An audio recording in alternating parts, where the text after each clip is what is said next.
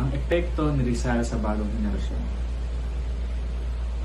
Sa pagsisimula ng pagalugad sa buhay ni si Rizal at mga obra maestra sa panitikan tulad ng Noli Me Tangere at El Filibusterismo, hindi natin maiiwasang lubos na maantig sa kanyang tungkulin bilang isang marikhang pilosopo at masugid na tagapagtaguyod ng pambansang kamalayan.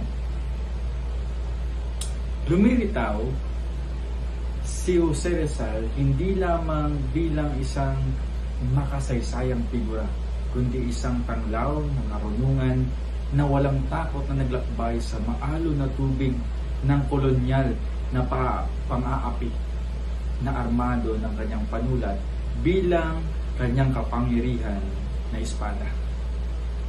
Habang ang mga nobela ni Rizal ay may mahalagang papel sa mga revolusyonaryong kahulugan sa kanyang panahon, nakakaintriga na tandaan na hindi niya lubusang tinanggap ang ideya ng kilusang masa.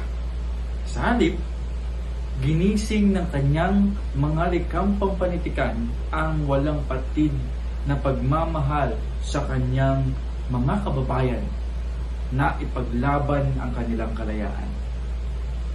Ang luho ng kalayaan na ating tinatamasa ngayon ay utang natin sa mga taong nagbuwis ng buhay katulad ni Rizal na nauna sa atin. Ang mga paaralan ay sumasalamin sa naging ngibabaw na lipunan. Noong panahon ni Rizal, ang kanyang mga gawa sa gitna ng daan-daan iba pang mga literatura ng mga kilala at hindi kilalang mga may akda na nagsasalita tungkol sa mga kawalang katarungan, kalupitan at hindi makataong magagawa sa mga Pilipino sa ilalim ng kolonisasyon ng Espanyol ay sinunog sa lupa. Ginawa ito ng mga kolonisador para pigilan ang paglaganap ng propaganda laban sa kanila. Medyo may kaugnayan sa araw na ito, kung saan ang mga mamamahayag at tagapagpataguyod ay pinapatahimik at pinapatay na sumisira sa ating wasto at nararapat na pamahamayan. Isang malinaw ng pagpapakita kung paano muling itinatayo ng kolonyalismo ang pambansang pagkakakilanlan, politikal at panlipunang kilusan ng isang bansa.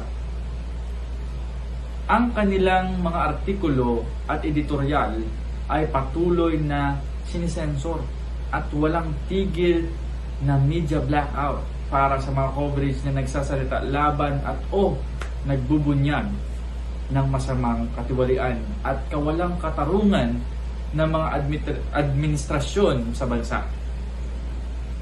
Sa pagbalik tanaw ng ating kasaysayan, si Jose Rizal ay itinuring lamang na pambansang bayani dahil pinaboran siya ng mga Amerikano. Itinuring lamang na pambansang bayani dahil pinaboran siya ng mga Amerikano. Siya man o ang pinuno ng revolusyon. Pinaboran ng mga Amerikano ang ideya na si Jose Rizal ang iconic na representasyon ng nasyonalismo habang siya ay lumalaban. Sa literal, sa pamamagitan ng mga salita at papel lamang. Siya ay talagang isang edukado at tao ng uri. Samantalang si Bonifacio ay lumaban sa bakuran na may dugo ang kanyang mga kamay. Sa kabilang banda, hinahangaan ng mga Pilipino si Jose Rizal dahil sa kanyang mga akda na lubos na umaakit sa ating damdamin. Tinamaan niya ang tamang lugar at nagdulot ng emosyonal na kahulugan na sapat lamang para pag-usapan ng mga tao ang mga katotohanan sa ilalim ng kolonisasyon. Nagkaroon tayo ng asignatura na Rizal sa mga eskwelahan na naglalayong makilala si Rizal at malaman ang kanyang mga sinulat na nobela. Ito ay nagkaroon ng magandang epekto sa ating mga estudyante sa paraan na nalalaman natin ang mga nangyari noong unang panahon at matuto sa pagkakamali ng mga nauna sa atin at maituwid ang mga kasalukuyang pagkakamali. Wala naman tayo ngayon sa direktang kolonya ng ibang bansa. Ang nangyayari ngayon sa Pilipinas ay nagpapakita na hindi dapat tayo maging kampante sa sulok, bagkus maging katulad tayo ni Rizal na gumagawa ng paraan sa kaya nating paraan. Ang bawat isa sa atin ay may angking galing at husay na pwedeng gamitin sa mga aspeto ng ating kahusayan. Katulad ni Rizal na siya ay manunulat, tayo rin ay may angking galing bilang Pilipino. Si Rizal ay nagiging simbolo ng ating kalayaan at katapangan. Tayo ay nagkamit na ng kalayaan, ngunit minsan ay kulong pa rin ang ating bansa. At masyado pa rin nakadepende sa ibang bansa upang magtaguyod ng ating soberanya. Dahil isa sa mga hindi nawala sa ating mga Pilipino ay ang hindi pagkakaisa at walang tiwala sa isa't isa. Kapwa Pilipino nagpapatayan dahil lang sa kapangyarihan. Hindi katulad ni Rizal na handang mamatay para sa bayan. Ngayon, ang ating mga pinuno sa gobyerno ay handang mamatay dahil sa kanilang mga lalamunan.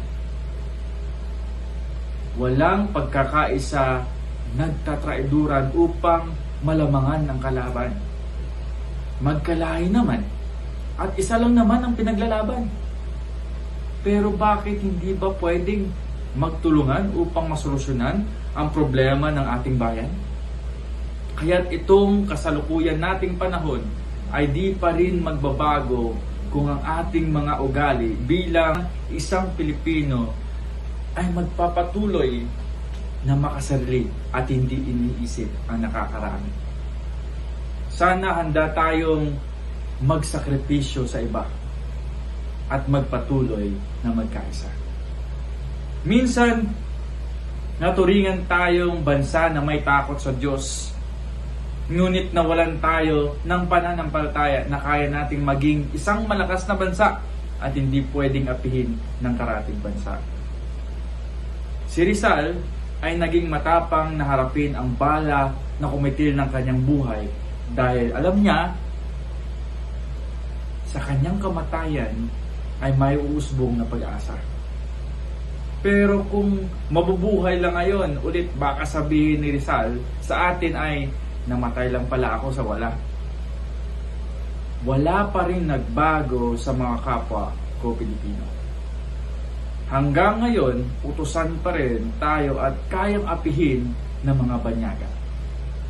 Dahil hindi tayo natuto na tumayo sa ating mga sariling paa at gumawa ng sariling desisyon sa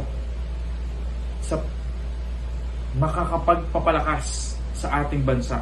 Kaya't bilang mga Pilipino at Kristiyano, sana tayo'y magkaisa na gumawa ng paraan upang mapaunlad ang ating bansa at manalangin na kung sino man ang namumuno sa atin ay magkakaroon ng pagmamahal sa kapwa.